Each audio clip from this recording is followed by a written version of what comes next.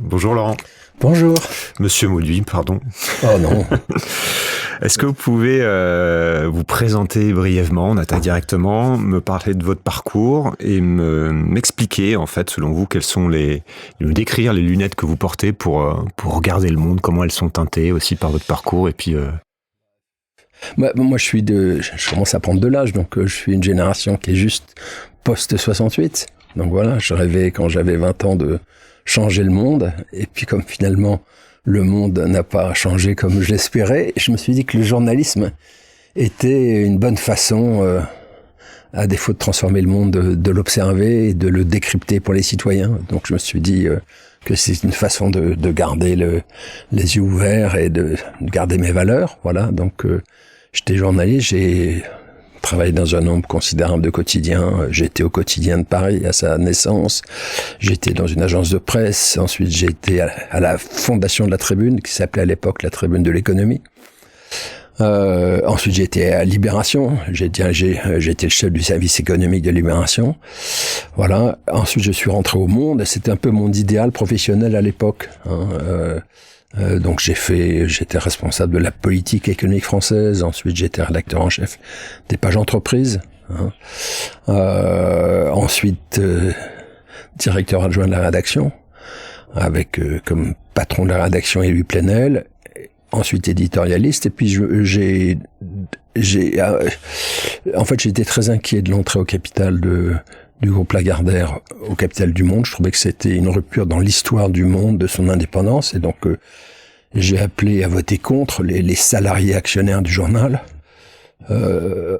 Ceux qui défendaient cette position-là à l'époque n'ont pas été entendus, et j'avais dit que le risque auquel on était confronté, c'est que de la normalisation économique, on aille à une normalisation éditoriale, et j'ai moi-même été victime de ça. J'étais censuré, et donc quand j'ai été censuré, j'ai décidé de quitter le Monde. C'était ensuite le début de l'aventure de Mediapart.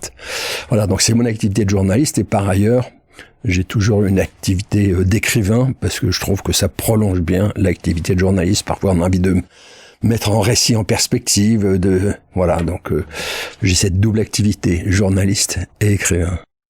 Et l'héritage, on va dire politique, qui vient teinter aussi votre regard de journaliste sur l'actualité en général. Voilà, comment vous positionnez par rapport à ça? J'ai toujours considéré que le journalisme honnête est un journalisme citoyen, au service des citoyens. Vous connaissez le formidable discours de Victor Hugo, 11 septembre 1848, le droit de vote et la liberté de la presse sont deux valeurs consubstantielles, liées. Victor Hugo dit, lors de ce discours, attenter à l'un, c'est attenter à l'autre. Pour une raison simple, c'est que pour exercer son droit de vote, il faut être un citoyen éclairé donc par une presse libre. Voilà, donc ça a été ça mon fil à plomb, c'est journalisme radicalement démocratique. Ok. Et donc, combien de livres vous avez écrit? Ça fait pas mal déjà. Ça, c'est le 20e. C'est le 20e, voilà. C'est le 20e. Et sur les derniers livres, notamment, il y a une question qui me semble traverse un peu votre travail, qui est: qui décide réellement au bénéfice de qui? Est-ce que c'est quelque chose qui peut résumer vos préoccupations, en fait, dans les dernières enquêtes? Oui, ça. En fait, j'ai toujours le sentiment qu'on était en France dans une démocratie un peu à part par rapport aux grandes démocraties, notamment aux grandes démocraties européennes. Par habitude, on qualifie notre système de monarchie républicaine, et j'ai toujours trouvé que c'était un oxymore qui ne disait pas la vérité. Monarchie, oui, républicaine, de moins en moins. On est le seul grand pays en Europe qui a un système de pouvoir personnel très très affirmé, présidentialisme, moi j'ai envie de dire bonapartisme. Un système dont la singularité, c'est que un seul homme peut imposer sa volonté à tout un peuple, et les contre-pouvoirs sont très faibles ou nuls. Voilà, donc c'est dans mes recherches journalistiques, dans mes enquêtes, j'ai toujours ce souci-là de mettre en scène, de décrypter ce système démocratie anémiée. L'historien Rosan Vallon parle d'illibéralisme. je trouve que la France est vraiment un régime une démocratie très illibérale. Et ça, c'est du fait du fonctionnement de la Cinquième, notamment. Oui, c'est plus profond que ça. C'est le legs de l'Empire, du Second Empire. C'est la Cinquième République, ce que Mitterrand appelle en 1964 dans un petit opuscule le coup d'État permanent. On est toujours, même s'il y a eu des réformes constitutionnelles, dans ce système. Et ce que l'on vit aujourd'hui avec la fin du second quinquennat d'Emmanuel Macron incarne bien le pouvoir d'un homme seul. C'est d'ailleurs un peu le drame d'Emmanuel Macron. C'est maintenant, ça se retourne. Ça a été au début pour lui une force. Il a pensé qu'il était une force. Maintenant, c'est une extrême faiblesse. Et on voit la difficulté par rapport à la culture du compromis aussi qui va exister, parce qu'elle a été là depuis des années, qui existe dans d'autres pays du fait du fonctionnement du Parlement. Et on voit aujourd'hui ce que ça crée aussi. Bien sûr. Et avec tout ce qu'on ne voit pas aussi, et les négociations en l'absence de démocratie ouais. se contamine à tous les secteurs de la vie publique. La situation dans laquelle se trouve la presse française, par exemple, est très révélatrice de cette démocratie anémiée. La presse a été prise en main par des milliardaires dont la presse n'est pas le métier. On n'a pas connu, par exemple, ce qu'a été la situation de la presse allemande avec le groupe Bertelsmann. Vous aimez ou vous n'aimez pas le groupe Bertelsmann, mais ce sont des logiques capitalistes de concentration de la presse. Mais ce sont des industriels de la presse.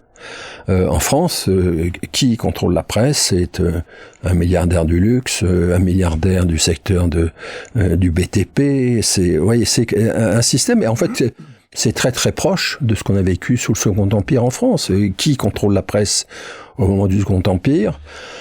C'est le duc de Morny, le demi-frère de l'empereur. C'est un spéculateur qui s'appelle Jules Mirès. À l'époque, on spécule pas sur les télécoms ou sur le numérique, mais sur les chemins de fer que l'on construit. Et donc, ils spéculent grâce à leurs journaux et ils mettent leurs journaux au service de l'Empire. On est dans un système qui est assez voisin. Regardez ce qu'a été... ce que j'avais qualifié à l'époque le capitalisme du Fouquet's, les grands patrons qui sont le soir de la victoire électorale de Sarkozy. Ce sont tous ces milliardaires-là, maintenant les grands patrons de presse. Donc c'est l'une des manifestations de cette démocratie de très faible intensité. Donc qui décide, qui influence, qui gouverne au final. Voilà, c'est aussi ce travail que vous avez fait dans le dernier livre, alors qui est là, qui s'appelle Collaboration, enquête sur l'extrême droite et les milieux d'affaires. Et la thèse, elle peut se résumer comme ça, et je lis la présentation du livre, le tout début du livre. Une partie des élites économiques françaises tissent depuis quelques années des liens avec l'extrême droite, jusqu'à s'y rallier, parfois ouvertement. Depuis la dissolution de l'Assemblée en juin 2024, ce mouvement s'accélère. Des chefs d'entreprise, grands et petits, renoncent au barrage républicain et se préparent à collaborer avec le RN et ses alliés. Et donc votre enquête consiste à établir ce rapprochement, notamment puisque parfois il n'est pas assumé au grand jour, même souvent, la plupart du temps, à le dénoncer et à réfléchir à quoi en faire. Donc on va essayer de poser tout ça, de dérouler la pelote, de poser tout ça morceau par morceau, bien sûr. Sur un mot que vous prononcez, enquête, c'est dans ma forme de journalisme le fil à plomb de mon travail. C'est pas un livre de dénonciation. Ensuite, les citoyens peuvent réagir comme ils l'entendent à la lecture du livre, mais j'ai d'abord essayé, et peut-être m'en donnerez-vous crédit, de fournir des faits pour faire réfléchir les citoyens. Et donc de ces faits jaillit sans doute une morale dont on pourra parler. Mais j'ai essayé d'abord de documenter ces collaborations dont je parle. C'est intéressant, même. Vous pouvez me dire 2 mots sur la méthode pour qu'on comprenne par quel bout vous prenez les choses et pourquoi ça s'appelle une enquête et pas autre chose. Ouais. J'avais donc à l'esprit toujours un enseignement de l'histoire qui est très très important, c'est que l'extrême droite n'a jamais accédé au pouvoir dans le monde sans l'appui ou le consentement des milieux financiers. J'ai toujours ça à l'esprit. L'Italie, Mussolini 1922, les puissances financières sont de son côté. Même chose pour les nazis. En 1933 en Allemagne, ils n'accèdent au pouvoir que parce que ils ont tous les grands conglomérats industriels et financiers derrière eux. Plus récemment le Chili, le coup d'État de Pinochet. Voilà, donc ça, je l'avais toujours à l'esprit, voyant la montée progressive dans les élections du Front National, devenu ensuite Rassemblement National. Et puis j'ai eu cette alerte que vous pointez à l'instant sur la fin du barrage républicain. Et je me suis posé une question au moment des élections législatives de juillet 2024. Est-ce que la jonction n'est pas précisément en train de se faire? Et si c'est le cas, il faut la documenter. Et donc, comment j'ai fait? Comme je suis un journaliste qui prend de l'âge, j'ai d'abord beaucoup de choses en mémoire, comme j'ai arpenté pendant près de 40 ans les arcanes souvent obscures du capitalisme parisien, donc des grands groupes du CAC 40. Je savais déjà moi-même beaucoup de choses. Et puis je me suis dit, il faut enquêter pour voir, parce que je sais pas si vous vous souvenez, à l'époque, juillet 2024, la presse s'emballe un peu sur ce sujet.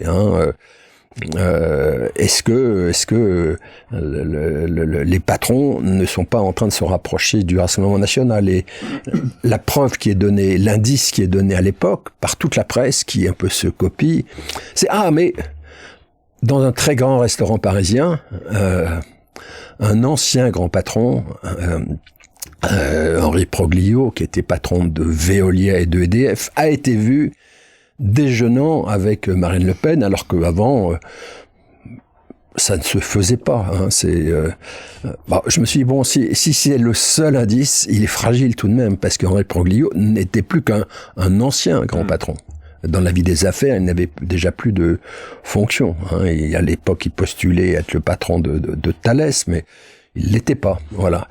Donc je me suis dit, si la jonction se fait, il faut trouver d'autres indices. Et donc voilà, à la fois me suis adossé à ma mémoire et j'ai commencé l'enquête. Ok. Je voudrais commencer par le titre, collaboration, puisque c'est évidemment un mot fort et un mot qui est évidemment connoté, puisque c'est un parallèle avec la collaboration avec Vichy, avec l'Allemagne nazie. Et donc en creux, il y a cette idée que l'extrême droite, et le RN en particulier, seraient non républicains, voire fascistes. Ce qu'on entend aussi parfois, ce qui va il y a eu des thèses là-dessus, il y a d'autres enquêtes qui t'en ont montré ça. Moi-même, j'ai fait des contenus en lien avec ça, pas directement sur le RN, mais sur l'extrême droite américaine. Et c'est important de commencer par poser ça, parce que forcément, ça vient teinter ce dont on va parler ensuite. C'est-à-dire, pourquoi, en fait, est-ce que le RN ne serait pas un parti acceptable, selon vous, et pourquoi ça l'est selon d'autres personnes? Et le fait est que le RN se dit faisant partie de l'arc républicain. Mais le fait est aussi qu'en face, on parle du barrage républicain, et on a vu ça aux différentes élections qu'il y a eu, et c'est entre autres pour ça que le RN a perdu, parce qu'en face de lui, il y a une espèce de coalition, notamment au second tour, qui a fait que Macron a été élu, etc. Et on voit que c'est en train de se fissurer. Et on voit en tout cas que cet argument pèse de moins en moins. Le fait de désigner le RN comme étant fasciste ou non républicain, ça a l'air de plus faire peur à une grande partie des Français en tout cas. Donc j'aurais commencé par ça, pour reposer ça. Selon vous, en fait, quels sont les critères précis pour juger que le RN est non républicain ou mettrait fin, si il était au pouvoir, à l'état de droit, franchirait une certaine ligne rouge, etc. Écoutez, d'abord, il faut avoir à l'esprit son histoire. Donc, rappeler aux plus jeunes qui n'ont pas forcément la connaissance de toute l'histoire que c'est un parti, à l'origine, fondé par un tortionnaire de la guerre en Algérie, Jean-Marie Le Pen, avec un Waffen-SS, Pierre Bousquet. Donc, les origines sont des origines totalement en dehors de la République. Ensuite, il ne faut pas tomber dans le piège de la communication de ce parti, qui dit depuis des années et des années que qu'il a fait sa mue républicaine. Or, si vous faites un travail de journaliste honnête, vous vous rendez compte assez vite que la fameuse dédiabolisation du Front National, devenu Rassemblement National, est une imposture. Mediapart, dont je suis l'un des cofondateurs, documente sans arrêt cette question. Est-ce que oui ou non c'est une imposture? Il y a donc un dossier sur la dédiabolisation. Je crois qu'il y a une 40aine d'articles qui documentent. Vous les lisez, vous êtes impressionné par les effets de vitrine et puis ce qu'il y a dans les arrière-cuisines. Donc c'est qui montre qu'ils n'ont pas changé, Je veux dire, le dernier article en date d'il y a quelques mois, c'est un article sur Caroline Parmentier, qui a été la responsable de la communication de Marine Le Pen pendant des années et des années, jusqu'à ces derniers mois. Et Mediapart a retrouvé des prises de position écrites d'elle sur un nombre d'années très important, raciste, xénophobe, antisémite, pétiniste. Et c'était elle qui, au sein du RN, avait la charge de la communication sur la dédiabolisation. Un paradoxe, hein. Et ce qui m'a importé, c'est que cette position a été la position de l'une des dirigeantes du MEDEF, du patronat. Je rappelle dans le livre que Laurence Parisot, qui est donc présidente du MEDEF à la fin des années 2000, écrit un petit livre qui s'appelle Un piège bleu marine, dans lequel elle justifie ce qui est à l'époque la position du patronat, du MEDEF, le barrage républicain. Donc on vote contre.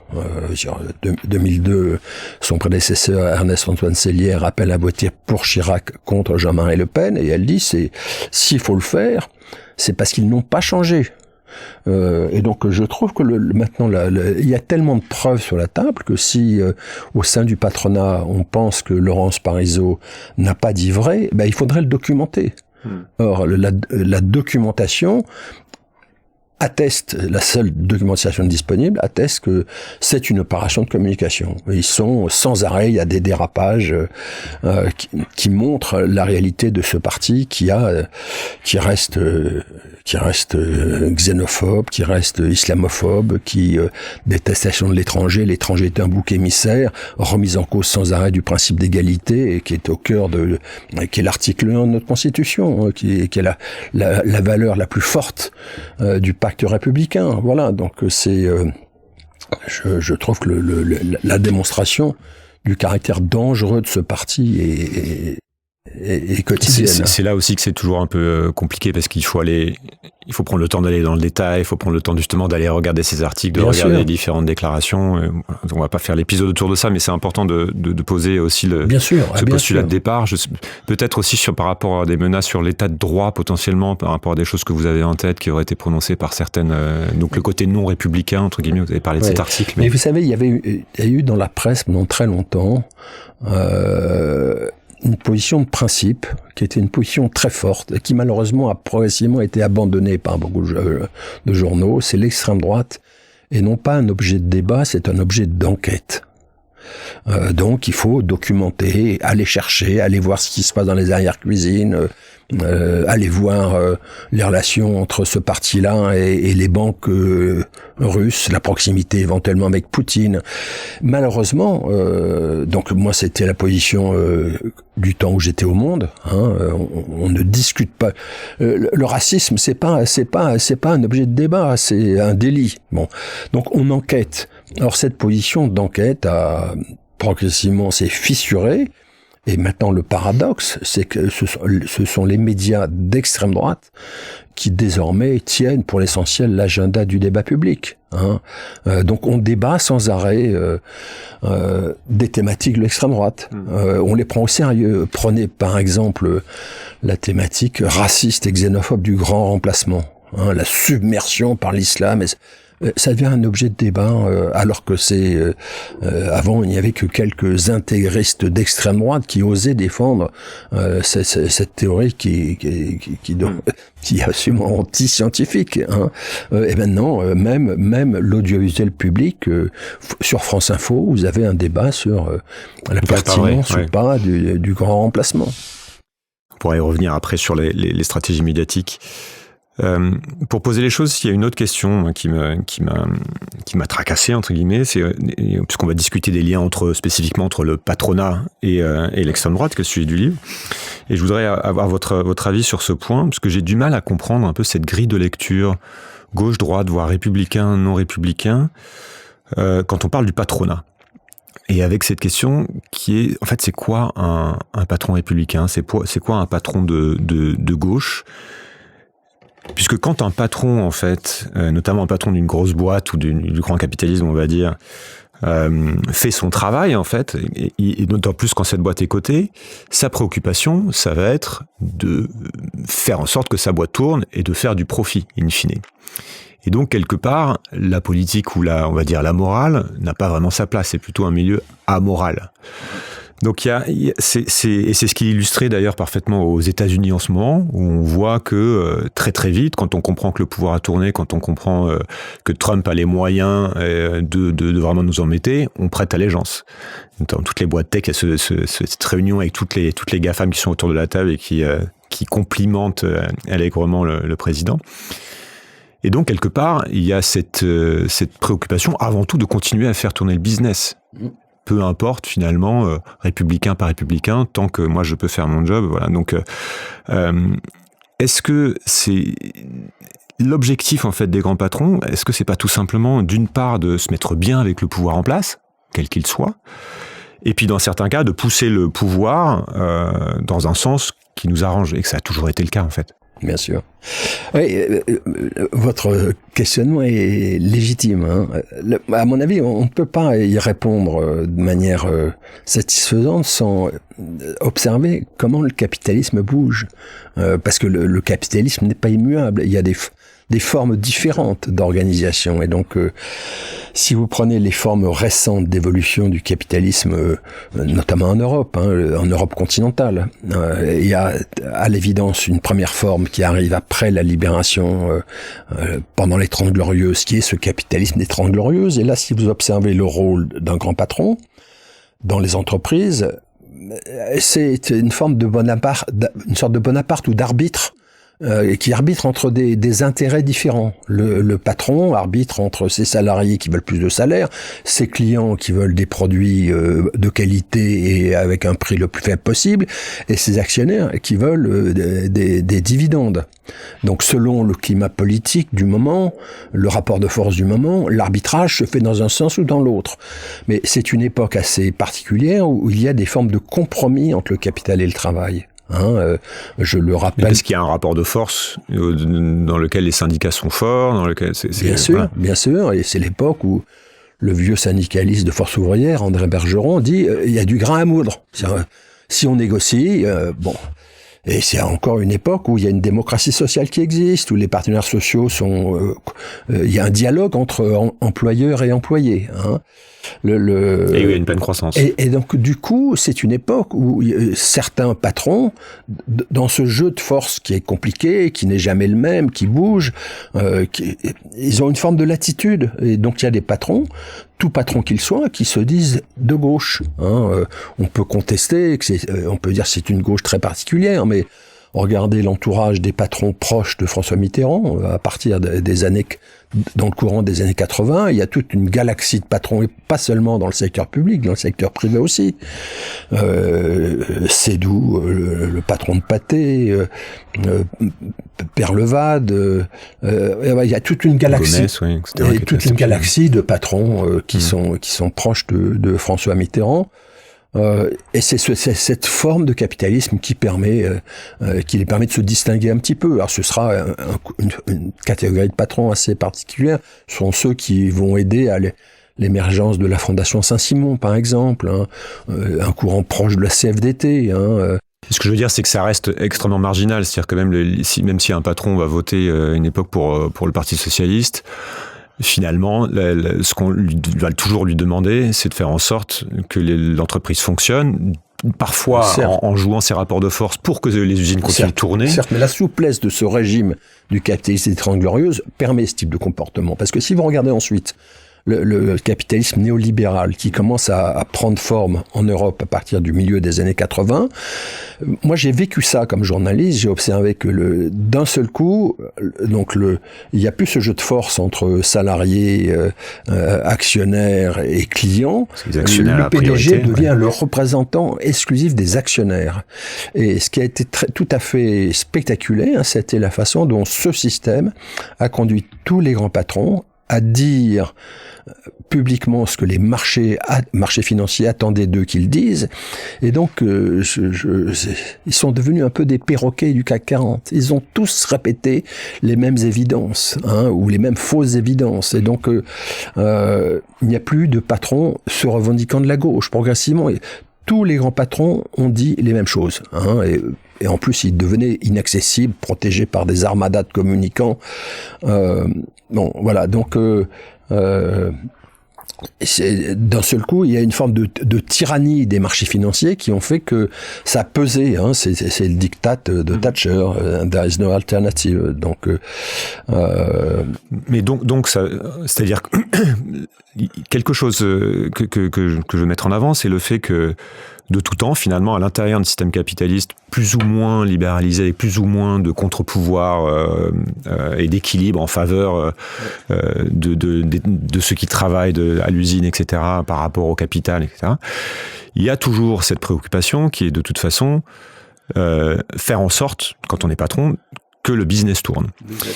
Donc, dans un monde où la priorité va être donnée au capital, aux actionnaires ou au board, etc., il paraît tout à fait logique de faire en sorte de se tourner vers ceux qui vont être à notre avantage et donc vers les forces du marché, vers les gestionnaires, etc. C'était le cas dans les années 30, on parlait en Allemagne, on s'est dit ok, si on veut, quel est le parti qui va nous permettre de continuer à faire du business? C'est plus les nazis, on a peur des communistes qui menacent la propriété privée, etc. Donc on se tourne vers ça. Et aujourd'hui, on peut dire qu'il n'y a rien d'étonnant à ce que les patrons se rapprochent du premier parti de France. Oui, et puis, ce que vous dites est exact, et puis deux, se surajoute à cela le fait que le néolibéralisme est entré en crise. À partir des années 2008-2010, il ne génère pas les profits espérés, et donc du coup, dans certains milieux financiers, et c'est surtout le cas, c'est l'histoire qui démarre à cette époque aux États-Unis, beaucoup de grands patrons rêvent d'une accélération de la déréglementation qui commence avec le néolibéralisme sur tous les plans, fiscal, social, boursier. Vous connaissez ce qu'a été la politique économique française conduite par la gauche comme par la droite d'ailleurs. Oui, c'est ça, en fait, c'est un même camp. Et là, d'un seul coup, il y a une réflexion qui commence. Donc, je raconte les réflexions de Peter Thiel, notamment le fondateur de PayPal. Est-ce que la réflexion qui commence à émerger, c'est liberté totale. C'est dans la conception française de la démocratie, celle des Lumières. Le principe, c'est un principe de liberté. Mais ensuite, la loi doit fixer les limites de cette liberté. Donc, prenez la liberté de la presse, prenez la grande loi française qui détermine la liberté de la presse, qui est la loi du 29 juillet 1881. L'article 1 est très libéral. L'édition et la librairie sont libres.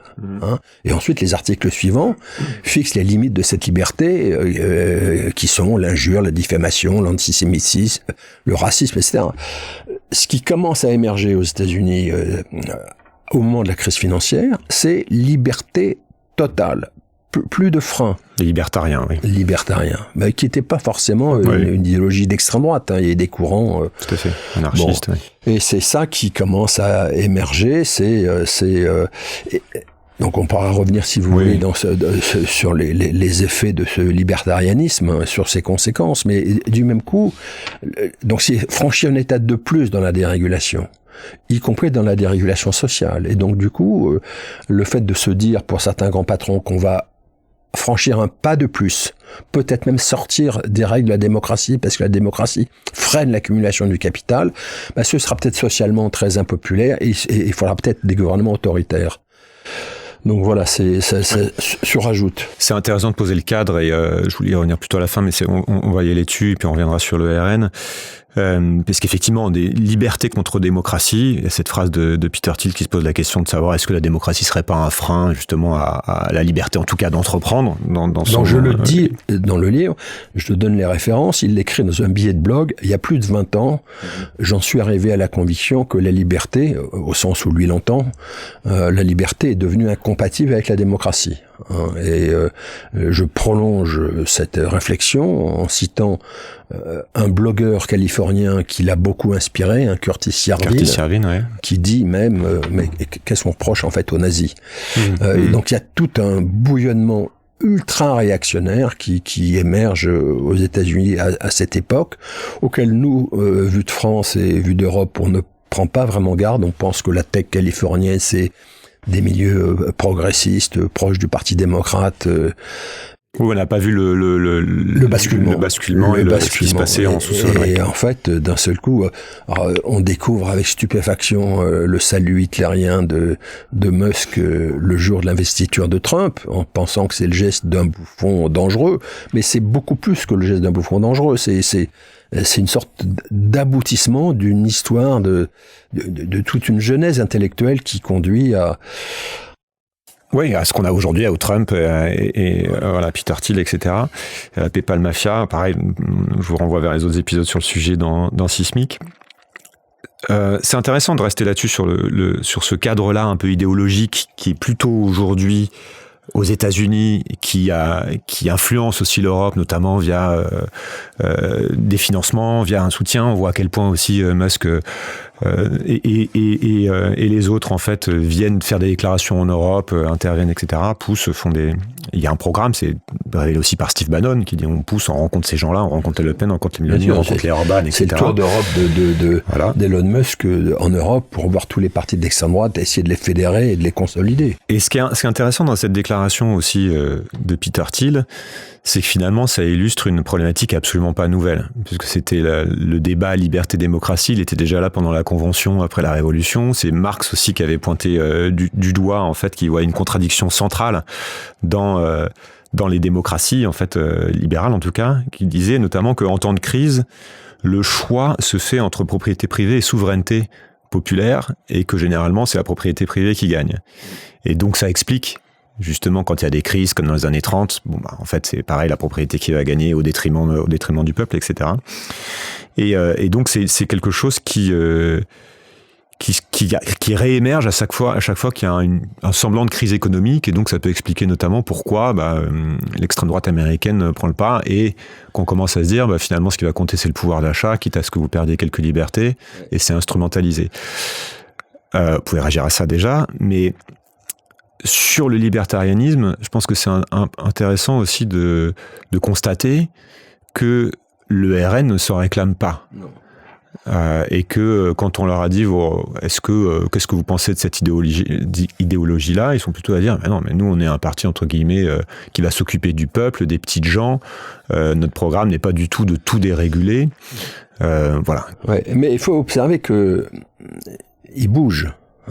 Ils ont et là depuis 2022 et même avant, ils ont commencé à comprendre que ils ne gagneraient jamais si ils avaient cette posture étatiste, souverainiste, anti-européenne et du même coup un peu anti-grand patron. Voilà, donc ils ont beaucoup bougé, ils ont bien observé notamment le Éric Zemmour. En 2022, Éric Zemmour, il est partisan de la théorie raciste du grand remplacement. Ça ne choque pas certains grands patrons qui vont le rencontrer, parce que lui est très libéral en économie, à la différence du Rassemblement national. Jusqu'à cette époque-là, le RN est pour le Frexit, et fait peur aux grands patrons en disant on va sortir de l'euro, on va sortir de l'Europe, et on se souvient du débat avec Macron où exactement. Donc le RN ne répond pas à ce que sont les deux exigences des patrons vis-à-vis des politiques, être pro-Europe et pro-business, comme ils disent dans le sabir financier. Bon, voilà. Et donc le RN le fait bien comprendre et qu'il va bouger. Et si vous observez depuis la sortie de mon livre, les choses se sont encore plus manifestées.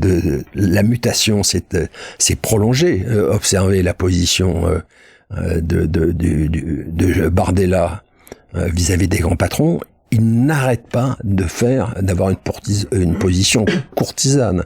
Et donc il s'engage très nettement contre la taxe Zuckman, dont ne veulent pas Bernard Arnault et les grands patrons du CAC 40. Pas seulement ça, ils ont fait voter un amendement dans le cadre du débat budgétaire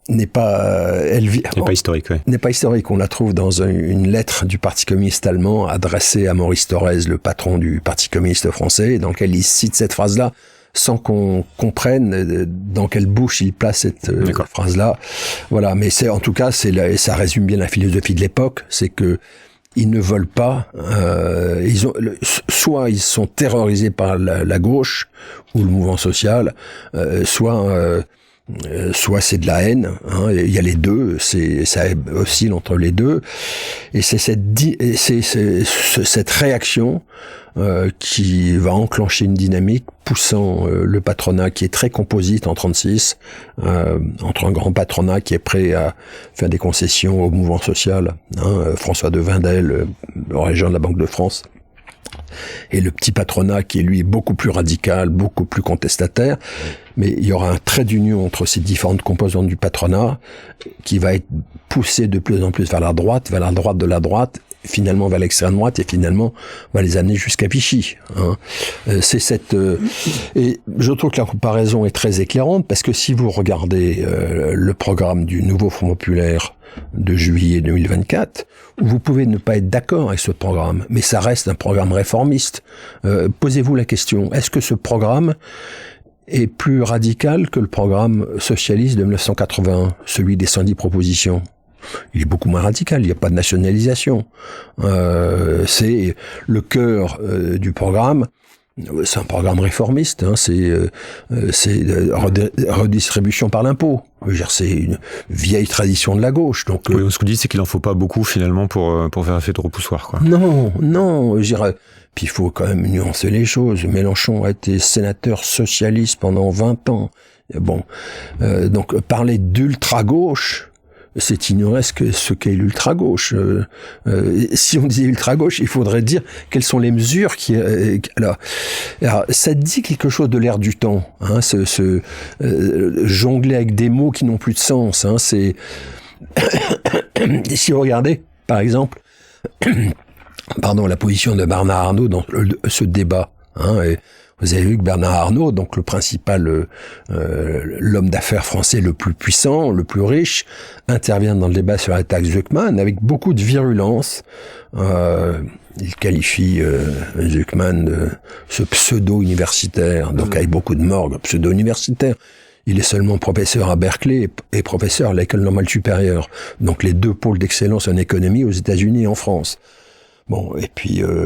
voilà, il y a un aspect trumpiste dans cette posture patronale de certains grands patrons. Oui, bon, on va aller dans le détail pour parler des liens concrets, puisque le livre est dense là-dessus. On a passé beaucoup de temps un peu pour poser ces questions-là qui me semblaient importantes, et des liens concrets entre certains patrons et le RN, et comment ils ont évolué en distinguant peut-être deux types de motivation, entre guillemets, ceux parmi les grandes fortunes ou les grands patrons qui soutiennent vraiment activement l'agenda du RN, peut-être par idéologie, et puis ceux qui le font peut-être par intérêt ou parce que le vent tourne, ou en tout cas qui s'y opposent plus. Je pense que c'est intéressant de faire les deux. Et on peut peut-être commencer par les deuxièmes, parce que selon vous, en fait, concernant la relation entre le patronat et l'extrême droite, on a une évolution. Vous avez parlé de la fin du barrage républicain, mais qui s'est fait progressivement, et de Madame Parizeau qui s'y opposait, qui a fait un livre là-dessus. Et puis avec notamment ce moment 2024 où on se dit, ok, les masques tombent, et puis on commence à moins se cacher, quoique. Donc est-ce que vous pouvez un peu raconter ce basculement? Vous avez déjà commencé à le faire, mais peut-être en citant des éléments de votre enquête qui montrent que, ça y est, clairement, on a aussi... des liens avec beaucoup plus de gens qu'on le pense, et que ça se parle en fait, et que peut-être ça discute, ça négocie, on ne sait pas. En fait, il y a une mutation qui est assez lente. Ce qu'il faut avoir à l'esprit, et ce que je documente dans le livre, c'est qu'il y a toujours eu des tendances au sein du patronat français très réactionnaires. Hein. Je cite les années 60, à un moment donné, tous les dirigeants de l'ancêtre du MEDEF, donc du CNPF de l'époque, sont quasiment tous monarchistes. Hein. Tous, je donne d'innombrables exemples. Voilà. Donc, mais dans ces années-là, les années 60, les années 70 et même les années 80, l'affirmation d'une proximité avec l'extrême droite ne se fait pas. D'une part, d'abord, il y a une sorte de racisme social pour les grands patrons les gens de l'extrême droite sont des ploucs. Hein, c'est pas le même milieu qu'eux. Donc ils se tiennent à distance et en plus, mais on n'affiche pas une proximité. Je veux dire, il est considéré que les dirigeants du Front National d'abord, du Rassemblement National ensuite, ils sont infréquentables à cause du passé, à cause de Vichy. Donc on ne s'affiche pas avec eux. Il peut y avoir des rencontres, mais elles sont secrètes. Elles sont voilà, elles sont pas. Et donc du coup la position, c'est celle que vous évoquiez, celle du barrage républicain. Hein, donc 2002, le président du MEDEF, Ernest-Antoine Seillière, appelle à voter pour Chirac, comme le font tous les grands patrons connus de la place de Paris à l'époque. Maurice Lévy, le patron de Publicis, qui est une sorte d'autorité morale dans ces milieux-là. Le patron de BNP Paribas, Michel Pébreau, qui est aussi l'une des grandes figures patronales de l'époque, vote Chirac. Donc vote anti-Le Pen. 2012, Laurence Parisot poursuit de manière encore plus radicale, puisque elle le documente par un livre, qu'il ne faut pas voter pour l'extrême droite. Voilà. Et puis ça se fissure ça se fissure et le barrage républicain s'effondre en juillet 2024. Juste, vous pensez que dans les années 2000, 2010, ou même avant, c'est une question d'éthique, de valeur morale, ou alors c'est parce que à cette époque-là, finalement, le programme du RN n'est absolument pas en faveur du patronat et que ceux qui sont au pouvoir, finalement, conviennent bien. Les deux se conjuguent. Voilà. Ok, donc, 2024. Et donc, 2024, il y a une accélération qui est d'autant plus facile que le RN bouge. Le RN abandonne cette posture souverainiste, pro-Frexit, etc., etc. Donc, chacun fait un pas vers l'autre et donc ça devient possible. Et en fait, je pense que la force de la démonstration que j'établis, c'est que au-delà du barrage républicain, en fait, on arrive dans un système de rapprochement, de connexion, un monde qui devient poreux. Hein, il y a plus, ce ne sont pas quelques passerelles, ce ne sont pas quelques rencontres, c'est beaucoup plus que cela. Hein, et donc, je le documente de manière, à mon avis, assez précise. Donc, je peux vous donner plein d'illustrations de cette cohabitation, de ces collaborations avec un S. Hein. Donc il y a un patron notoirement d'extrême droite dont on parlera peut-être tout à l'heure, qui est Pierre-Édouard Stérin, une sorte de Bolloré en plus jeune. Il est très connu comme d'extrême droite puisqu'il a fait un plan pour faire gagner l'extrême droite, un plan financier. Si il a des problèmes de financement, il peut s'adosser ou faire appel à Euraseo, le plus grand fonds d'investissement français, hein, qui était à l'origine créé par la Banque Lazare, donc vraiment la banque la plus chic du capitalisme parisien. Il est aussi accompagné parfois dans des opérations, il est aux côtés de la Banque publique d'investissement. Hein, donc le Banque publique d'investissement qui est co-géré par la direction du Trésor et par la Caisse des dépôts et consignations. Je donne un autre exemple. Il y a une dame qui a un petit rôle, enfin qui avait un petit rôle dans la vie patronale, qui s'appelle Sophie de Menton, qui dirige un mouvement patronal qui s'appelle Éthique, créé à l'origine par Yvon Gattaz, un ancien président du MEDEF. Et cette dame s'est fait la spécialité depuis 1 an et demi ou 2 ans d'essayer de rabattre des grands patrons vers Marine Le Pen, d'être une sorte d'intercesseuse. J'ai employé le terme d'entremetteuse et elle a répondu « j'assume ».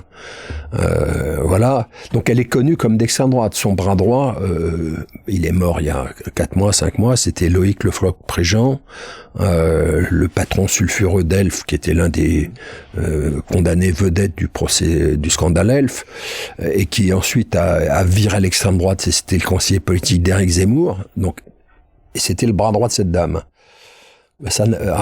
Pour arriver à faire ce rôle de rabatteuse de grands patrons vers l'extrême droite, elle est obligée d'avoir une notoriété, une crédibilité dans la place financière de Paris.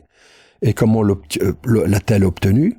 En tenant une fois par mois un grand colloque dans un lieu très chic de la capitale, qui est le cercle de l'Union Interalliée, place de la Concorde, où elle fait défiler des orateurs très connus de la place de Paris. Donc un jour c'est le gouverneur de la Banque de France, François Villeroy de Galhau qui vient parler devant ses troupes. Le lendemain, c'est Patrick Pouyanné, le patron d'Elf. Voilà. Donc, les gens savent qu'elle est d'extrême droite, mais ils viennent quand même. Donc, et cette porosité, elle est très, très... Oui, il n'y a plus la diabolisation, donc on peut parler... Il n'y a plus de diabolisation dans les... Mais voilà, donc c'est finalement à partir du moment où on se dit le RN non seulement est le premier parti de France, mais après tout, est-ce qu'il va être républicain ou pas? On ne sait pas trop. Il est plus diabolisé parce qu'il y a un tabassage médiatique aussi, depuis une stratégie médiatique sur laquelle on va revenir. Finalement, bon, moi, je parle à l'extrême gauche, je parle à la gauche, je parle à droite, je parle aussi au RN. Donc ça s'est effondré et on voit que du coup, il n'y a plus ce barrage qui va être mis en place. Il est déjà plus en place. Vous parlez aussi de cette rencontre avec Patrick Martin, entre Patrick Martin et Marine Le Pen, qui est un des seuls, je crois, qui a accepté de vous raconter ça. Ouais. Voilà, qu'est-ce qui s'est dit? Donc c'est quand je commence le livre... Parce que beaucoup de gens n'ont pas voulu vous parler du tout, c'est aussi ce que vous dites. Oui, oui, c'était le barrage anti-enquête, voilà.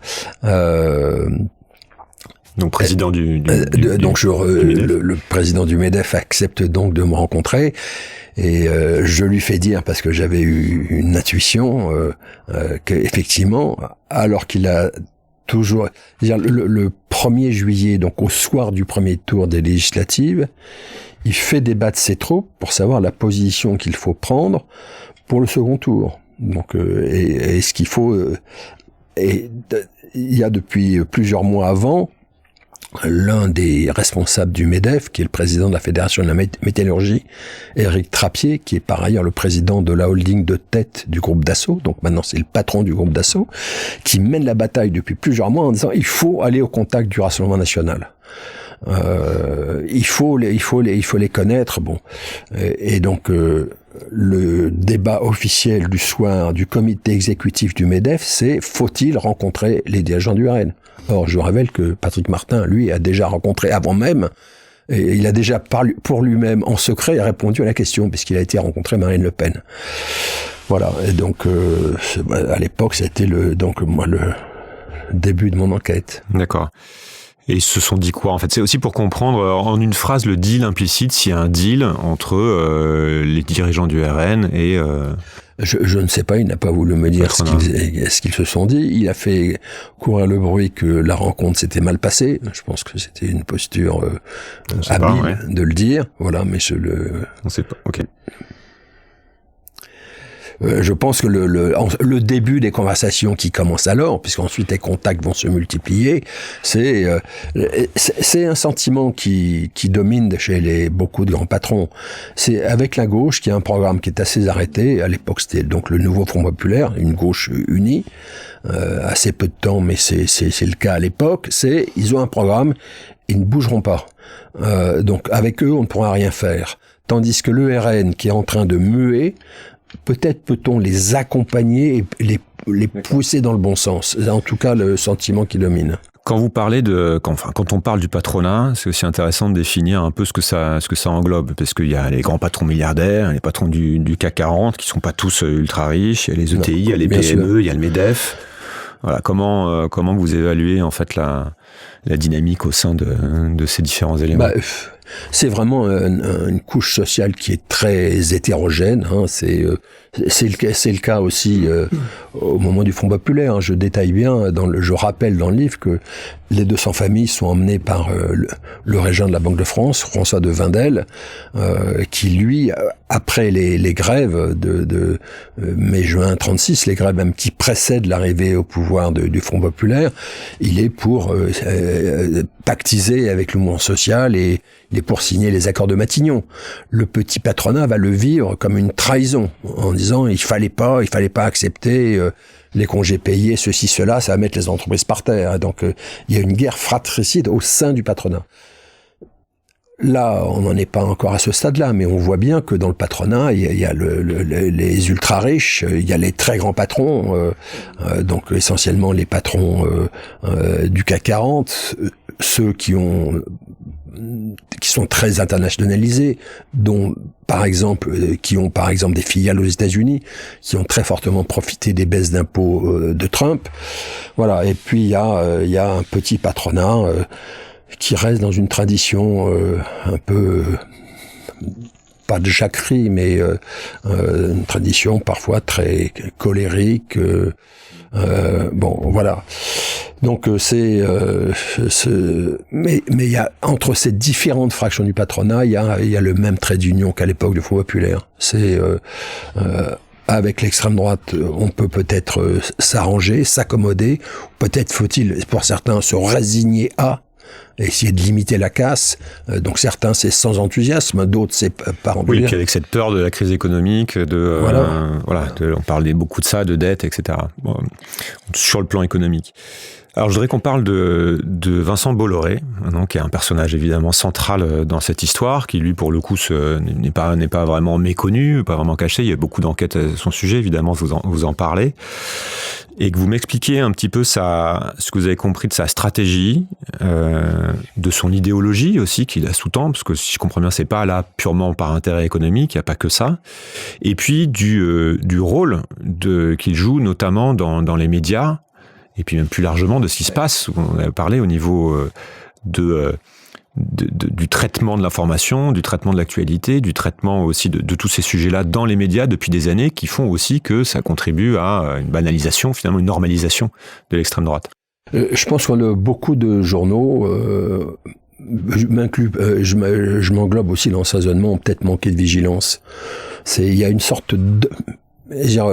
Vincent Bolloré a toujours une posture publique, disant rassurante. Je suis peut-être un raideur. Les raids sont peut-être parfois énergiques ou même chaotiques. Il y a souvent des faunés, des traîtres, une sorte de jeu de voilà. Mais je suis démocrate chrétien. Il le répète, il va même le répéter 2 fois de suite devant 2 commissions d'enquête parlementaires ces dernières années. Or, en fait, il y a beaucoup de signes qui suggèrent qu'il fait sa mue. Il y a quand même très très longtemps. D'abord, il y a une obsession, prendre d'assaut des grands médias. On a oublié, il fait un raid, le groupe Bouygues, sur le groupe Bouygues en 1996, avec une obsession. C'est pas qu'il rêve de mettre la main sur du béton, il rêve de TF1, la filiale, la pépite. Bon, et puis il va pas y arriver. Et donc ensuite il y aura l'obsession, comment rebondir, comment le faire. Et donc on connaît le chemin, ce sera la prise de contrôle progressive de Vivendi, et via Vivendi, la prise de contrôle de ces 2 filiales médias que sont Canal et iTélé, qui va vite rebaptiser en CNews. Manque de vigilance, à nouveau au moment de la prise de contrôle de iTélé. Moi je l'écris à l'époque, mais il y a beaucoup de médias qui passent ça sous silence ou qui n'y prennent pas garde. Qui nomme-t-il quand il prend le contrôle de iTélé comme responsable de la rédaction? Un jeune homme qui n'a pas beaucoup d'expérience, mais qui a un nom. Zeller. Guillaume Zeller. Petit-fils d'Adrien Zeller, le général putschiste de la guerre d'Algérie. On n'y prend pas garde à l'époque. Alors vous me direz, le petit-fils n'est pas forcément responsable de ce qu'écrivait le grand-père. Sauf que précisément, le petit-fils revendique le legs intellectuel du grand-père et le legs politique, puisque lui-même écrit des billets de blog sur Boulevard Voltaire, le site d'extrême droite de Robert Ménard, et notamment il écrit un billet de blog en réhabilitation de Paul Ossarès, le général qui a promu la torture en Algérie. Donc il nomme comme responsable de la rédaction quelqu'un qui est notoirement ancré à l'extrême droite, la vieille extrême droite, pro-OAS, voilà. C'est quand même un signe très fort. Et il va installer ce jeune homme contre la rédaction qui, à ce moment-là, rentre en grève. Une grève très courageuse, mais personne n'aidera à l'époque cette rédaction. Et surtout pas la puissance publique. Voilà. Bon, ça, donc c'est le début de l'histoire. Et donc, à cette époque, il n'y a pas beaucoup de gens qui réagissent. Et donc, il va construire un groupe de médias, ensuite de plus en plus important, puisque il va ensuite lancer une OPA sur le groupe Lagardère et donc mettre en plus la main sur le Paris Match, le Journal du Dimanche et Europe 1, et faire un conglomérat gigantesque. Alors, je ne parle pas des autres prises de contrôle, dont Hachette, mais ce serait également important de parler de Hachette, parce qu'il a aussi la main sur le géant mondial de l'édition. Mais il franchit donc un pas sans précédent depuis l'entre-deux-guerres dans l'opération de prédation de la presse. Nous, on a connu pendant 20 ans des milliardaires qui arrachaient la presse, y compris la presse indépendante, donc la prise de contrôle du Monde, prise de contrôle de Libé. Je ne vous fais pas l'histoire, vous la connaissez. Là, c'est pas une opération de prédation de milliardaires qui s'achètent une danseuse. C'est autre chose. C'est la mise au service d'un groupe de médias pour que ce groupe fasse la campagne de l'extrême droite. C'est ce que commence à faire CNews, et ensuite c'est ce que vont faire les autres médias qui s'agrègent dans les conditions de violence que vous savez. Le journal du dimanche, la rédaction est purgée, il installe quelqu'un d'extrême droite, Geoffroy Lejeune, un ancien proche conseiller politique d'Éric Zemmour à la tête du journal. Voilà, partout il y a de la violence. Partout, les rédactions sont exfiltrées, chassées, et partout se met en place des campagnes xénophobes, racistes. Bon, voilà. Le seul précédent dans l'histoire française récente, l'histoire contemporaine, c'est l'entre-deux-guerres. Je le répète souvent, le seul précédent, c'est François Coty, le parfumeur fasciste, adorateur de Mussolini, qui rachète le Figaro en 1922. Quelques années après, il crée une ligue d'extrême droite qui s'appelle Solidarité Française, ligue qui sera l'une de celles qui manifeste le 6 février 1934 pour renverser la République. Et il a servi le Figaro à ses campagnes de sa ligue. C'est le seul précédent. Et ce qui est assez choquant, c'est une mise en cause d'un droit fondamental des citoyens qui est le droit de savoir, le droit à l'information, d'une information libre. Et puis 2, surtout, il piétine du même coup la loi, parce que la fréquence dont profite CNews, c'est une fréquence publique, et adossée à un cahier des charges qui prévoit, qui dit explicitement qu'il n'y a pas de chaîne d'opinion, que les chaînes sont des chaînes d'information soumises à une obligation de pluralisme. Or, quotidiennement, il bafoue sans que la puissance publique ne réagisse vraiment. Est-ce que vous pouvez nous parler de donc il y a une stratégie de prise de contrôle. Donc il y a pas, si je comprends bien, il n'y a pas non plus un document qui aurait fuité, qui établit qu'il y a cette stratégie, qu'il y a un plan. C'est plus qu'on constate qu'il y a des prises de contrôle agressives, qu'on met à la tête de ces rédactions ou de ces journaux des gens qui sont à tendance extrême droite ou qui ont même qui s'en réclament parfois ouvertement. Au niveau du traitement éditorial, au niveau des programmes, de ces stratégies médiatiques, qu'est-ce que vous pouvez nous dire qui peut être une preuve en fait de cet agenda entre guillemets caché, de cette ambition de faire monter vraiment l'extrême droite? Voulez-vous, je cite, il suffit de se mettre devant CNews. C'est bien, mais si vous avez peut-être d'écouter. Le principe du journalisme, c'est de produire des faits, de mettre des faits sous les yeux des citoyens et de se forger leur opinion eux-mêmes. Là, il n'y a plus de faits. On bascule. On est dans le commentaire, notamment. Il y a une stratégie de dire on fait des émissions de commentaires. L'opinion tue l'information. Et donc, du coup, on discute de tout, y compris des choses les plus abominables. Et donc, c'est un renversement de ce qu'est la presse, de ce qu'est sa mission démocratique. Comment vous dire, il y a une jurisprudence européenne établie par la Cour de justice européenne. C'était un arrêt très connu qui concerne le journal britannique Le Guardian. Définit la presse comme le watchdog de la démocratie. C'est le chien de garde. Alors le terme est pas très élégant, mais ça dit bien ce que ça veut dire. C'est la mission de la presse, c'est d'alerter les citoyens, de les informer, donc de produire des faits. Alors prenons un exemple. On a vécu ces dernières semaines la condamnation de Nicolas Sarkozy pour des faits qui sont très documentés. Il suffit de lire la décision de justice. On vous explique dans le détail pourquoi il est condamné pour association de malfaiteurs et pas pour les autres griefs, au motif qu'il a envoyé ses 2 principaux proches collaborateurs, Brice Hortefeux et Claude Guéant, négocier avec un terroriste, Senoussi, condamné par contumace en France à la perpétuité, pour être l'organisateur de l'attentat contre le 2C10 du TA qui a fait 170 morts, dont 54 Français. C'est quand même gravissime. comme c'est sans précédent.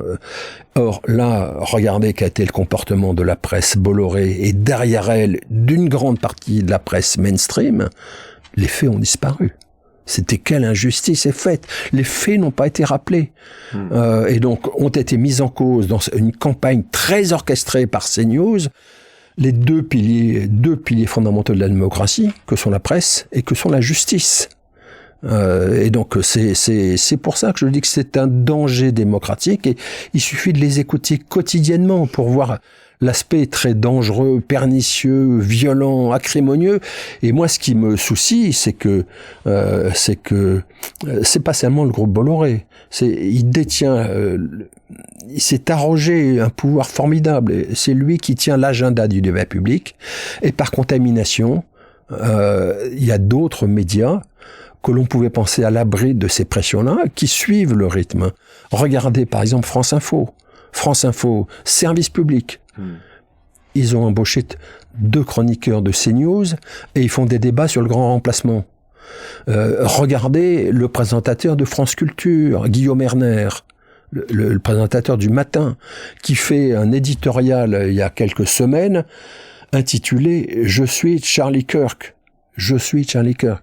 Que l'on condamne un assassinat, ça va de soi, mais que l'on revendique de cette façon-là les thèses racistes et xénophobes de la personne concernée, c'est quand même insupportable. Et donc ça montre bien la dégradation de tout le paysage médiatique du fait de cette comment dire. Je pose cette question parce que c'est intéressant de regarder aussi la tactique, on va dire, ou je sais pas s'il faut parler stratégie ou tactique, mais en tout cas le fait que on a remplacé, notamment, c'est évident sur CNews, c'est-à-dire qu'on a décidé de ne plus faire de l'information, mais de donner la place aux commentaires. Et de commentaires d'opinion orientés et de manière ouverte, stratégie employée par Fox News depuis très très longtemps. La post-vérité, on ne parle plus des faits. Voilà. Et parce que ça coûte moins cher à produire, parce que ça fait vendre, parce que ça crée du clash et que ça oblige les autres à se positionner, à réagir sur un commentaire, etc. Donc c'est cette stratégie dans la manière aussi de parler, entre guillemets, de l'information qui est intéressante à mettre en avant. Je peux juste... Bien sûr, allez-y. Vous voyez le changement pour la presse que ça constitue. La position qu'on avait au Monde, je vous l'ai dit tout à l'heure, je le redis, c'est l'extrême droite n'est pas un objet de débat, c'est un objet d'enquête. Or là, il y a plein de journaux qui ont cessé d'enquêter sur l'extrême droite, et maintenant, ce sont les débats de l'extrême droite qui occupent tout le débat public. On est obligé d'y réagir. Le Figaro, le groupe Dassault, vous voulez en dire 2 mots? On n'y prend pas garde assez, parce que vous avez observé que beaucoup des hiérarques du Figaro sont par ailleurs chroniqueurs, soit sur Europe 1, soit sur CNews. Hein. Alors c'est une histoire intéressante parce que c'est un groupe qui a des liens innombrables avec l'extrême droite et auxquels on ne prend pas garde. D'abord, c'est le cas de... Alors, c'est pas du fondateur, hein, le fondateur Marcel Dassault, Marcel Bloch, qui s'appelle ensuite Dassault, qui est l'un des rares patrons partisans du Front populaire à l'époque, hein, qui donc ira en camp de concentration à Buchenwald, donc lui totalement irréprochable. C'est ensuite ses fils, les descendants, qui vont lier et qui vont nouer des liens avec l'extrême droite, donc Serge Dassault notamment, qui est le plus connu, qui met même sur sa liste dans l'Essonne au municipal 4 représentants du Front National. À l'époque, ça fait scandale, voilà. Et puis il organise en 2012 un changement éditorial au sein du Figaro qui est assez peu commenté, ou qui est mal commenté à l'époque, où il fait venir toute une génération de journalistes d'extrême droite au Figaro et au Figaro Magazine. Il leur donne les clés et ils deviennent les responsables des journaux. Le principal d'entre eux, c'est Alexis Brézé, qui est le directeur des rédactions du Figaro, qui était à Valeurs Actuelles, qui vient de l'extrême droite. Il a, selon le témoignage ou le récit d'une journaliste du Monde, Ariane Chemin, il a tenu la plume secrètement d'un livre de Jean-Marie Chevalier, l'ancien maire Front National de Toulon. Donc il est lié lié à l'extrême droite, il vient de l'extrême droite, et c'est lui, vous en souvenez peut-être, qui au moment des législatives en juillet 2024, qui mène la charge au plan éditorial sur l'union des droites. Il faut à tout prix l'union des droites, c'est-à-dire l'union du Rassemblement national et des éléments les plus droitiers du Parti des Républicains. Donc en clair, il faut faire l'alliance entre Ciotti et Le Pen. Hein. Et dans le même mouvement, le patron de l'Empire, donc Éric Trappier, que je vous ai cité, président de la Fédération de la métallurgie, mène lui-même la bataille au sein du MEDEF pour qu'on arrête avec le barrage républicain. Donc c'était un groupe central, très important, qui mène la même campagne que Bolloré, et d'ailleurs ils sont liés. Hein, Vincent Bolloré a un ami qui est Laurent Dassault, l'un des membres de la famille, l'un des héritiers, qu'il a coopté au conseil de surveillance de Vivendi. Donc ils sont liés. Et Vincent Bolloré rêve un jour d'arriver à mettre la main sur le Figaro si la famille, qui est très divisée, arrive à s'entendre. Est-ce qu'on peut revenir sur Sterrin et sur le plan Périclès, assez méconnu, je pense. Enfin voilà, qui est le personnage et quel est pour le coup il y a un plan qui a fuité, enfin qui est connu maintenant, qui est financé, où on en est, voilà. Alors c'est le seul, hein, donc c'est le seul grand patron qui se dit libertarien. Hein. Et comme beaucoup de libertariens américains, qui a des convictions religieuses. Alors aux États-Unis, c'est beaucoup de sectes qui sont pas toutes très connues. Lui, c'est un drôle de personnage puisque il est à la fois catholique ultra pratiquant, donc il rêve, il le dit souvent dans ses interviews, de devenir saint. C'est ça l'ambition privée de sa vie. C'est une sorte de monomaniaque. Alors d'abord, c'est qui? Parce qu'il y a beaucoup de gens qui ne connaissent pas. Alors, c'est un jeune patron qui a fait fortune avec les Smartbox. Voilà. Hein, voilà, il fait une première galipette, le début de sa fortune est Smartbox, et ensuite il achète la Fourchette, hein, un système de réservation des restaurants, The Fork, hein, qui est pas seulement en France, qui est dans d'autres pays étrangers. Il la revend, il fait à nouveau une galipette financière formidable. Donc sa fortune est évaluée à peu près à 1,5 milliard d'euros. Et l'intérêt du personnage, c'est que en fait, c'est l'un des principaux financiers de la de la tech parisienne. Hein, donc il finance, il appuie énormément de projets. Voilà. Et donc, il a deux activités. Il a son activité financière autour de son fonds d'investissement qui s'appelle Otium Capital. Et il a par ailleurs créé un fonds qu'il a improprement appelé le fonds du bien commun, dans lequel il finance des activités, de bienfaisance d'un type assez particulier dont on pourra parler tout à l'heure. Et donc, dans ses activités innombrables, donc il aide beaucoup de PME ou de start-up, hein, et il a par ailleurs mis au point alors son bras droit, Durvy, est l'un des conseillers très proches de Marine Le Pen. Hein.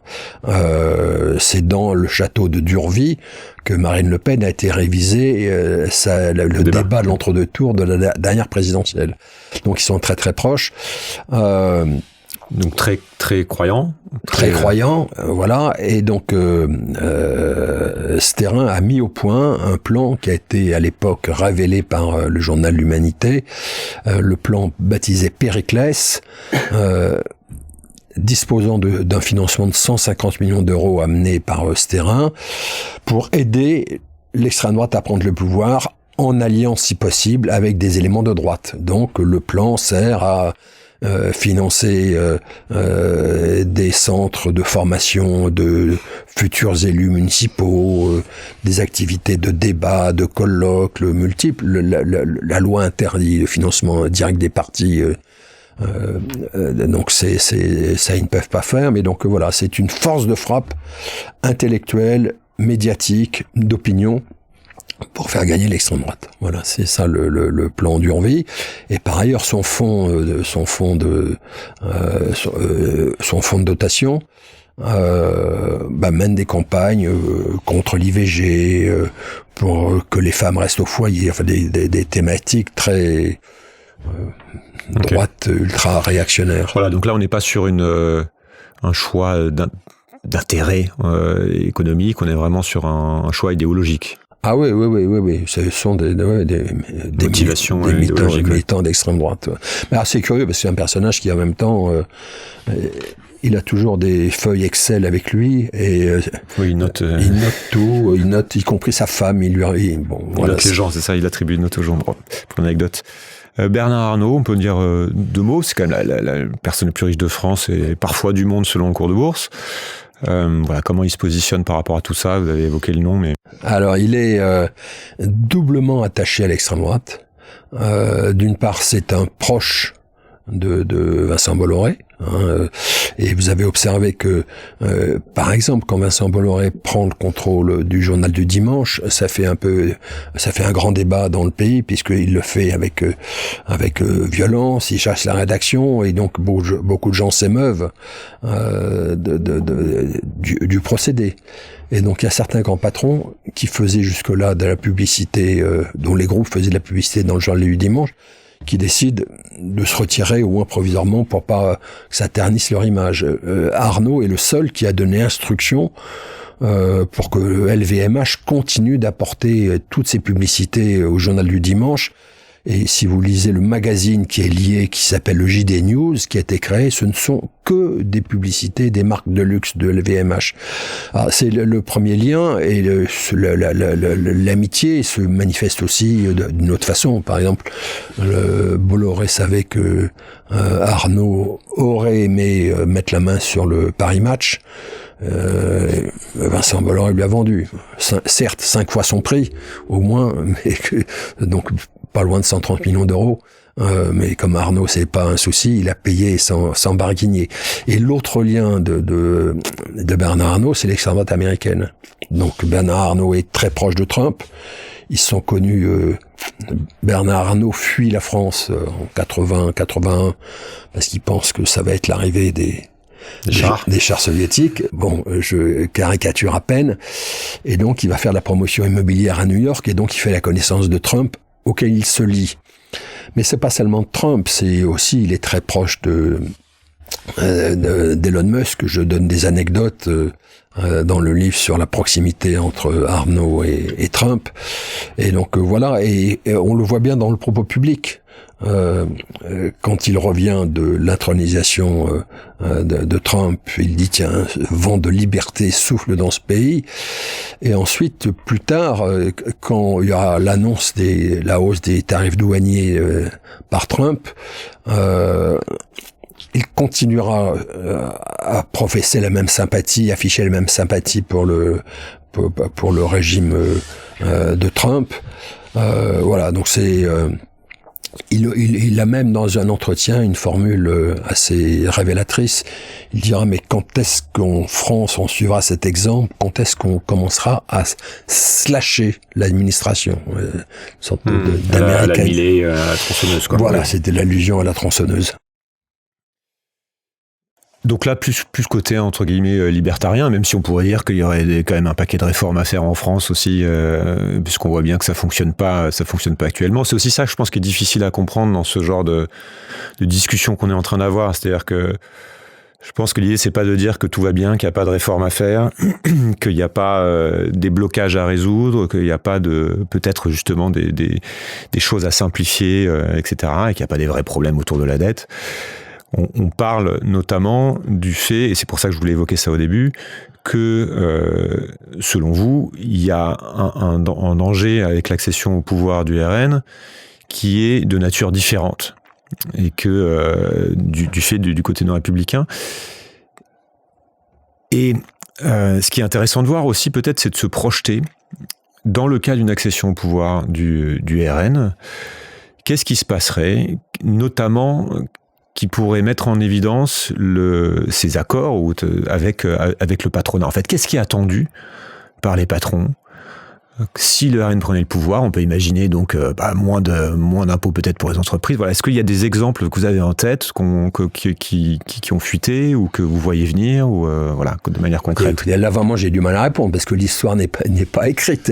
Mais mais on peut se dire, même c'était ma question sur est-ce qu'il y a des demandes explicites qui sont faites ou alors est-ce que c'est simplement d'éviter la gauche? Non, oui, mais c'est le deal proposé par le patronat est simple. C'est vous êtes de notre côté, donc c'est pro-business. Donc ce sera moins d'impôts, supprimer les impôts de production, voilà. Probablement l'âge de la retraite repoussé aussi d'une certaine manière. Enfin voilà, il y a tout un discours qui est incompatible avec des choses qui sont proposées aujourd'hui. Le débat important n'est pas celui-là. Le débat important, c'est le débat démocratique. C'est quel sera s'il y a un pacte affiché ou une jonction affirmée entre le patronat et l'extrême droite, c'est où cela va-t-il nous conduire? C'est ça le vrai enjeu. Est-ce qu'on se dirige, oui ou non, vers une catastrophe démocratique? Et on revient à ce propos de Peter Thiel, mais encore une fois, qui est pas nouveau, que finalement, une partie du patronat s'accommode très bien de moins de démocratie, quelque part. Oui, et c'est le cas. Et je trouve ce débat est d'autant plus important que la France n'est pas l'Italie. Vous savez, c'est intéressant d'aller là-dessus. Ouais. On objecte souvent, pourquoi est-ce que vous sonnez le tocsin? Regardez, avec Mélanie, il n'y a pas eu la catastrophe démocratique annoncée. Elle a mis de l'eau dans son vin et c'est pas devenu un pays fasciste, ce qui est exact. Et l'objection ne tient pas pour une raison, à mon avis, qui est simple à comprendre, c'est que l'Italie, c'est un régime parlementaire. Donc il faut les coalitions, trouver des compromis. Voilà, nous ne sommes pas dans un régime parlementaire. On est dans un régime, on l'a dit tout à l'heure, un régime issu du coup d'État permanent que dénonçait Mitterrand avant qu'il se rallie à ce système-là. Et donc imaginez, les institutions de la 5e donnent les pouvoirs à un homme seul. Un homme seul peut imposer sa volonté à tout un pays. C'est ce qu'on a vécu ces derniers mois. L'entêtement de Macron, et c'est les institutions qui lui ont donné le pouvoir de s'entêter. La France est plus fragile, l'état de droit est plus fragile en France que l'état de droit est plus fragile, et c'est de penser que des institutions aussi dangereuses puissent garantir un pouvoir sans partage à l'extrême droite est évidemment met le pays dans une aventure qui est très périlleuse. Quid des garde-fous européens? Parce qu'aujourd'hui, je pense qu'on n'a pas assez compris qu'il y avait énormément de choses qui se jouaient au niveau réglementaire européen, etc. Et que finalement, sur plein de sujets, il n'y avait pas une marge de manœuvre si énorme en France.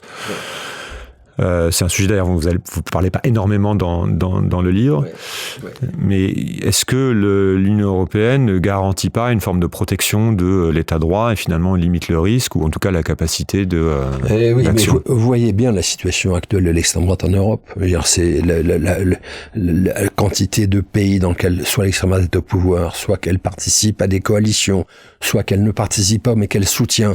On est quand même dans un paysage d'une Europe qui est très fragmentée, avec une montée en puissance de l'extrême droite. Et donc, oui, on voit qu'Orban fait un peu ce qu'il veut d'ailleurs. Voilà, et donc imaginez que il y a quand même deux grandes démocraties qui sont au cœur de ce système, que sont l'Allemagne et que sont la France. Et vous connaissez le débat en Allemagne, l'AfD, l'extrême droite allemande est très très puissante.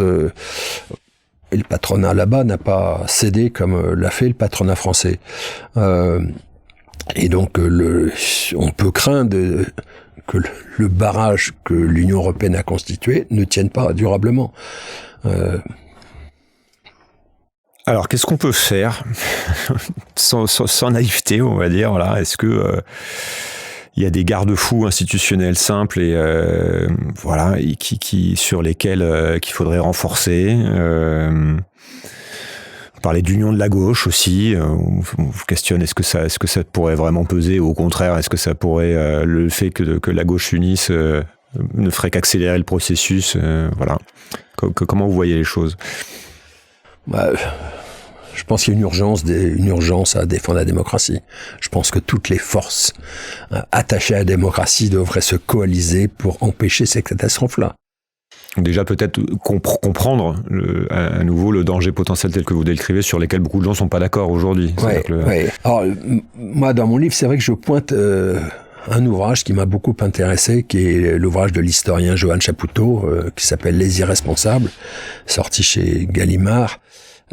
Parce que le Chapoutot fait un va-et-vient qui est très impressionnant, et comme c'est un très bon historien, c'est très bien documenté, pour montrer que la situation, toutes choses égales par ailleurs, parce que Marine Le Pen n'est pas Hitler, mais que la situation de l'Allemagne en décembre 1932, janvier 1933 est assez comparable à la situation de la France d'aujourd'hui. Donc il raconte que Hitler n'a pas pris le pouvoir, on le lui a donné, ce qui est totalement différent. Et il raconte que, que en Allemagne, il y a eu deux dissolutions ratées, qu'il y a un mania qui tient quasiment toute la presse en Allemagne, qui fait campagne pour le parti nazi. Il raconte que le patronat a fait corps avec le parti nazi avant même son accession au pouvoir. Voilà, donc il documente. Il fait un aller-retour qui est très très convaincant. Attention, nous sommes dans une situation qui est très semblable. Et moi, il y a une chose que je regrette, et je l'ai dit à Johan Chapoutot, c'est que sa comparaison, son va-et-vient, il aurait dû le prolonger sur un autre aspect, qui est la situation de la gauche en Allemagne et en France aujourd'hui. Pour quelle raison? C'est que la catastrophe démocratique en Allemagne survient aussi parce que à l'époque, il y a deux partis de gauche très forts en Allemagne, qui sont le SPD, les sociodémocrates, les socialistes, et le KPD, les communistes allemands, qui se déchirent avec violence. Alors, ils ont tous des pages sombres dans leur histoire. Je veux dire, le SPD, les dirigeants du SPD ont même du sang sur les mains, puisqu'ils ont contribué à l'assassinat de Rosa Luxemburg et Karl Liebknecht de 12 ans ou 13 ans avant. Mais le Parti communiste allemand, c'est le parti le plus stalinien qui ait jamais existé en Europe, qui, sous les ordres de Staline à l'époque, décide que les ennemis, ce ne sont pas les nazis, ce sont les socialistes, c'est le SPD. Et donc, ils font campagne contre ce qu'ils appellent les sociofascistes, les sociotraîtres. Et du coup, le paradoxe invraisemblable, c'est que ces deux partis les plus puissants que la gauche ait jamais eu en Europe ne font rien pour empêcher l'accession de Hitler au pouvoir. Ils ne font rien. Rien, il ne se passe rien. Et je trouve qu'il y a un parallélisme évident avec la situation d'aujourd'hui, où on sait bien que sans unité de toutes les forces démocratiques, et notamment des forces de gauche, que ça contribuera à une possible victoire du Rassemblement national.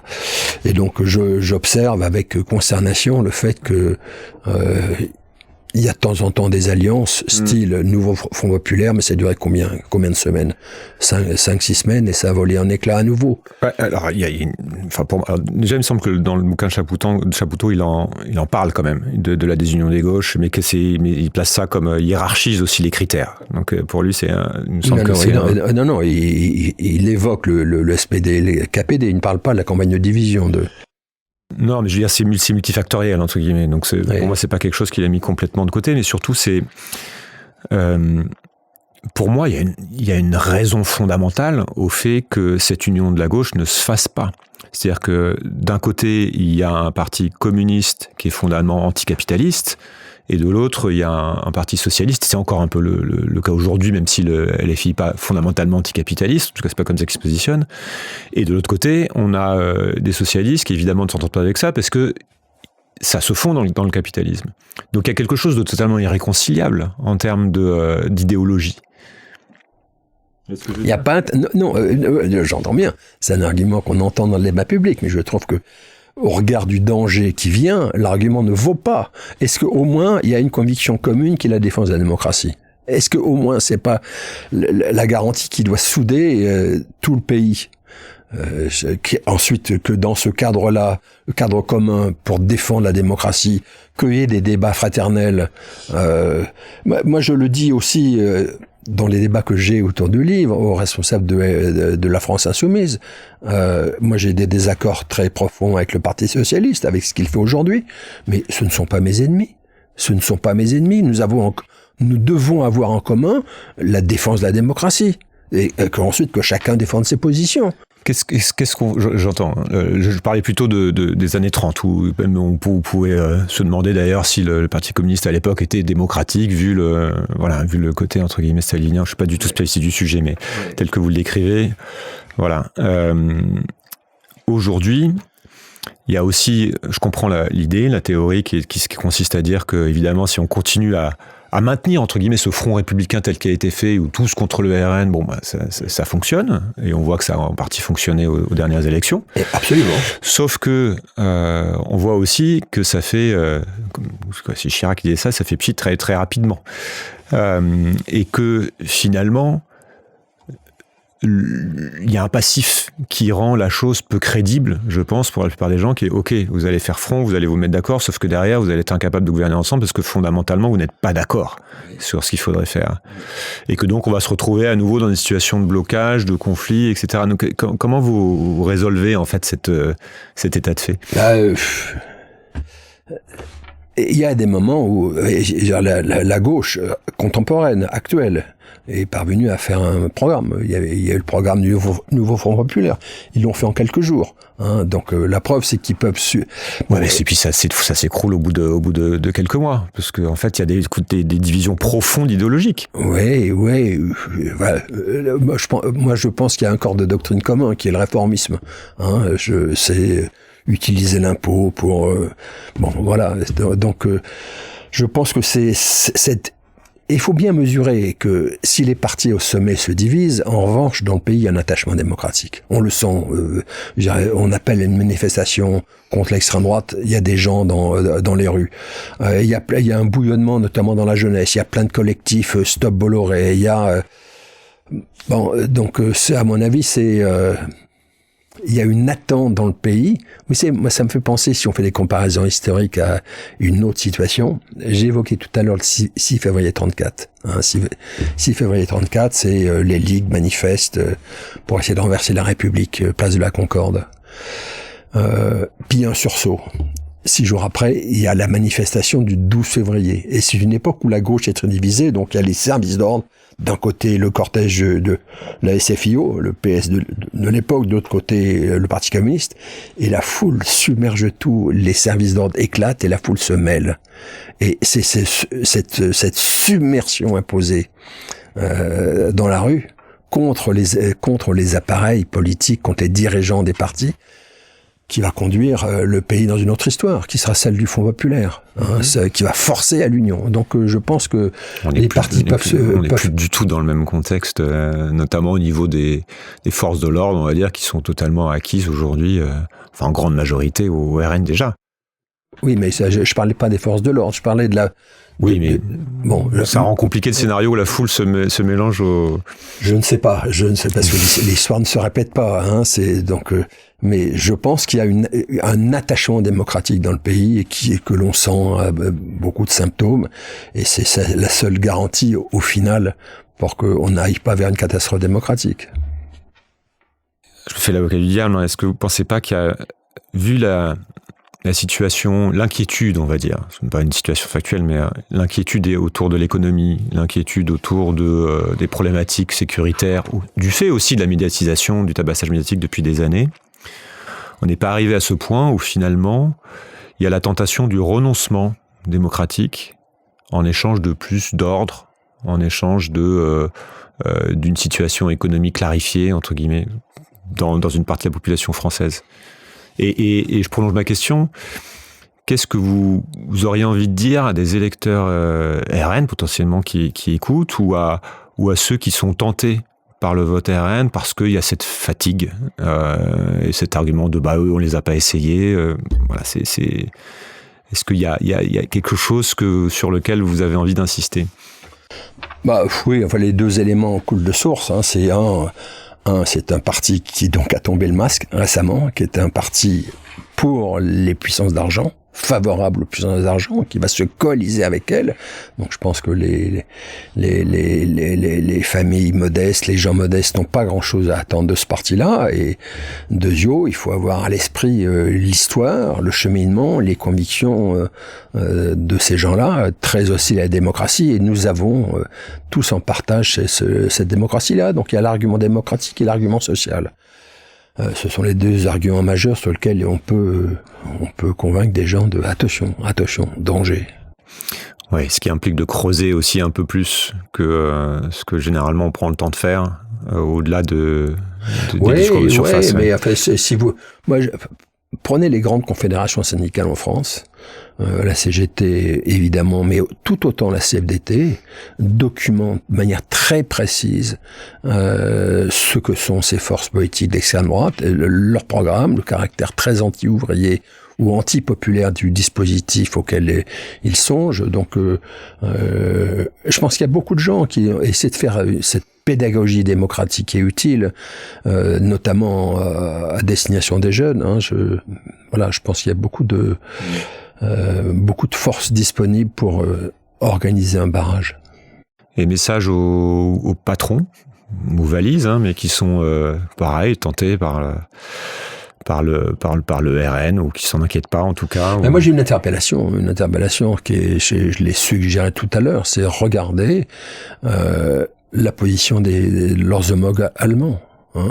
Je rappelle dans le livre que les 24 ou 25 plus grands patrons allemands en 2024 ont pris une position commune dans un texte dont le titre dit bien la portée, c'était « Debout pour nos valeurs ». Hein, donc c'est un texte radicalement hostile à l'AfD, l'extrême droite allemande, qui a une explication, parce que je suis pas naïf, c'est le fait que les patrons allemands manquaient de main-d'œuvre et donc ont adhéré à la politique pro-immigration de Merkel dans les années 2015-2017. Mais on peut penser que l'Allemagne a eu une capacité beaucoup plus forte que la France à regarder son passé, qu'ils ont très tôt tourné la page du nazisme et ont essayé de tirer les leçons, et qu'il y a une fibre démocratique qui est restée dans le patronat allemand, alors que le patronat français risque de la perdre aujourd'hui. Donc moi j'aimerais interpeller les patrons français, pourquoi est-ce que vous ne faites pas comme les patrons allemands? Donc replacer un petit peu d'éthique. Oui, d'éthique. Alors c'est un mot qu'on oublie un peu. Ouais. De plus en plus. Non mais vous savez, et puis on oublie les débats. Moi, j'ai un regret. Il y a un livre que je n'ai pas cité dans le mien, dans les grands textes anciens. Le premier intellectuel qui pointe l'alliance possible entre l'extrême droite et les milieux financiers, c'est Daniel Guérin. Un intellectuel qui était une grande figure libertaire, hein, qui écrit en 1936 Fascisme et grand capital, en disant que montrant que il y a souvent ce moment de bascule qui peut intervenir. Voilà, donc on a oublié aussi les grands textes. Donc c'est bien de s'y replonger. On arrive à la fin de deux dernières questions. D'une manière générale, quand vous observez, pour élargir le cadre, quand vous observez le monde, même au-delà de la société française, quel est votre principal sujet de préoccupation, d'inquiétude, et en miroir aussi, quelle est votre source d'espoir en fait? C'est peut-être les deux mêmes. La même notion qui rassemble les deux points que vous soulevez. Je trouve que dans le débat intellectuel, les choses se sont figées, et la gauche elle-même s'est figée, a souvent des convictions qui relèvent du monde ancien, et il n'y a pas d'inflexion tellement sur le monde nouveau à venir. Si vous regardez par exemple le programme de la gauche aujourd'hui, celui de la France Insoumise, c'est un programme réformiste classique, qui ne pose pas la question du moteur du capitalisme. Et je pense qu'on ne défendra pas la démocratie sans se poser la question du fonctionnement de ce capitalisme-là. Et moi, je trouve qu'il y a une thématique très forte en économie, et pas seulement en économie, dans d'autres disciplines, moi, qui m'intéresse beaucoup, qui est celle des communs. Y a-t-il pas des choses en partage qui appartiennent à l'humanité et qui sont des biens inaliénables? Alors évidemment, la terre, l'eau, voilà, mais c'est une thématique très belle qui, pour moi, pourrait renouveler de manière fondamentale la grille de lecture, Oui, c'est le fonctionnement du monde et en même temps le fonctionnement de la démocratie. C'est lié c'est lié les deux débats, le débat économique et le débat démocratique. Et donc il y a quelques intellectuels qui travaillent sur la question des communs, il y a des philosophes, il y a des sociologues. C'est-à-dire qu'est-ce qu'on sort du cadre économique ou qu'on sort du marché qu'on protège? Oui, parce que prenez le cas de la France. La gauche a pensé a toujours fait une sorte d'opposition entre le marché et l'État. L'État aurait été vertueux ou serait vertueux et le marché ne le serait pas. Mais si vous regardez dans le pilotage des entreprises, l'État a autant dysfonctionné que le marché. Les entreprises publiques ont commis autant d'erreurs. Et la singularité de l'histoire, c'est que donc pour moi, il n'y a pas de nationalisation vertueuse parce que en France, la nationalisation a toujours rimé avec étatisation. C'est-à-dire qu'on a privé les citoyens du contrôle des biens qui leur appartenaient et qui auraient pu être inaliénables. Alors, c'est vrai pour ça, les entreprises, c'est vrai aussi pour, par exemple, les éléments de la protection sociale. C'était avant du domaine du paritarisme, de la gestion paritaire, donc ça relevait de la démocratie sociale. On a tué la démocratie sociale en étatisant la sécurité sociale. Et donc, est-ce qu'il n'y a pas des systèmes qu'il faut inventer dans lesquels les citoyens reprennent possession de leurs biens? Voilà, c'est cette perspective-là qui me fait rêver. 2 livres à lire, absolument, dans sa vie. Dans sa vie? Oui, pas forcément là-dessus, sur 2 livres. Un livre très court, je l'ai cité, alors c'est pas dans sa vie, mais là, conjoncturellement, vraiment un conseil de lecture, c'est Chapoutot, faut le lire, ça fait peur et c'est très documenté. Et sinon, que vous dire, un livre fondamental. Il faut lire Victor Hugo, c'est à la fois, il y a la poésie, et puis il y a aussi l'esprit, lisez Napoléon le Petit, par exemple. Pour lire le système dans lequel nous sommes ici en France, le bonapartisme anti-parlementaire, système vertical, il y a 2 livres qu'il faut lire qui sont les deux mêmes. Il y a Napoléon le Petit, Victor Hugo, et le 18 Brumaire de Louis-Napoléon Bonaparte de Marx. Ils disent la même chose dans des termes différents. Marx méprise un peu Victor Hugo à tort, mais c'est des livres, 2 livres formidables sur la raison fondamentale pour laquelle la France a toujours été une démocratie de bas étage. Ok. Merci beaucoup, Laurent Maudoui. Merci à vous.